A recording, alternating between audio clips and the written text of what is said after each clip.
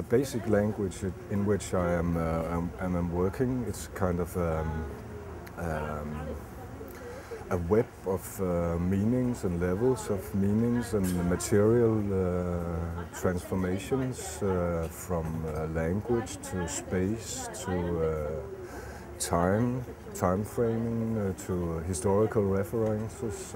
It's a rather complicated construction of interaction between material, space, thinking,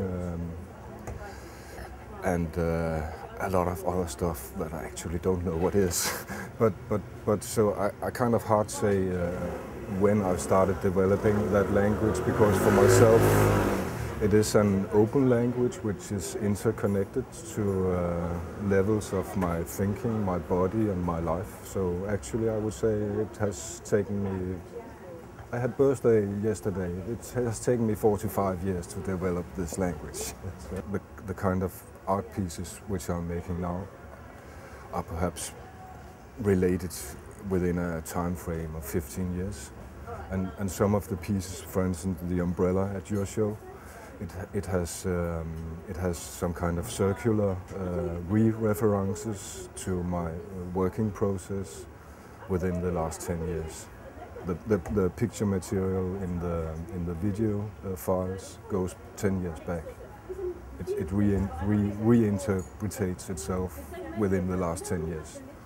I think that my working process is some kind of, I see it as a totality, where sometimes the work stops. It stops, and then it becomes a piece which is shown at a gallery show like your show.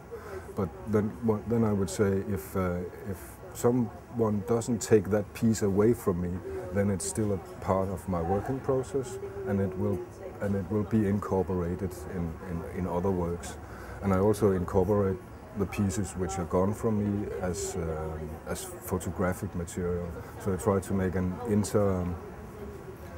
interaction between all levels of pieces that I'm working with. But in general, I think of it as of all my work as one area, as a totality, and the pieces are kind of temporary stops in that area. Temporary stops in a web of meaning and fluent transgression between matter and mind. So we've installed, you've installed your work here at the gallery in close proximity to very different work by the Scottish painter Paul Reid. What do you think? There seems to be some kind of dialogue going on between these two very different practices. What are they saying? I think actually, in some kind of strange way, it hits something which also is inherent in my own kind of work. I look for differences. I look for radical differences also in my own work. So when suddenly at first I thought it would be rather difficult. Also have a connection between painting, just that painting and installation, then what happens there. But still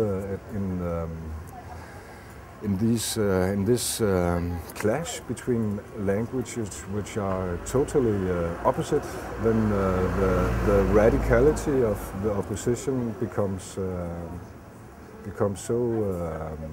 so the difference becomes so big that they actually clash, overlap in a strange kind of. It's difficult describing, but I surely think it functions. And I also took some photos. You said it was okay, so I took some photos of some of the paintings. They will actually now be a part of the video material in my under my umbrella, and they actually functions very well down there. Especially the feet of Paul's feet. They're very nice down in my video. So I actually think it's a strange enough clash, so that it becomes some kind of meaningful double language, which becomes very clear and very apparent.